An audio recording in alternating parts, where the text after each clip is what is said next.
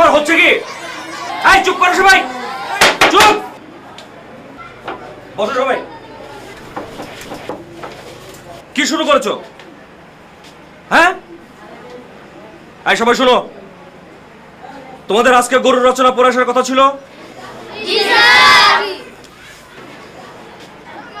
সবাই কি পড়ে আসছো? এই এই বলছো, এই কি করতেছিলা? না স্যার, মানে আমার খাতা খুঁজে পাচ্ছি না তো, তাই ওর কাছে দেখছি যেটা আমার খাতা কিনা। এই তুমি খাতা নিয়েছো? স্যার, ও না মিথ্যা কথা বলছে, আসলে সে খাতাই আনেনি। আচ্ছা আমি বুঝতে পেরেছি, বসো তুমি।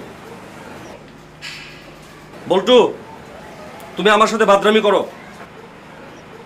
আজকে তোমাকে আমি বুঝাবো কত ধানে কত চাল। একটা শর্তে তোমাকে আমি মাফ করতে পারি, তুমি যদি সবার সামনে গরুর রচনাটা গড় গড় করে বলে দিতে পারো, তাহলে তোমার সব শাস্তি মাফ। বলো। গরু একটি গৃহপালিত পশু, কিন্তু এরা গৃহপালিত পশু হলেও গৃহে এদের পাওয়া যায় না। তবে কুরবানির সময় হাটে অনেক গরু ওঠে। কুরবানি মানে নতুন নতুন জামা কাপড় কিনে আনা। স্যার দেখেন কেমন করছে। এই চুপ। তা আব্বুকে বলছি যে আমার জন্য 4টা কাপড় না কিনে দিলে আমি ঈদ করব না।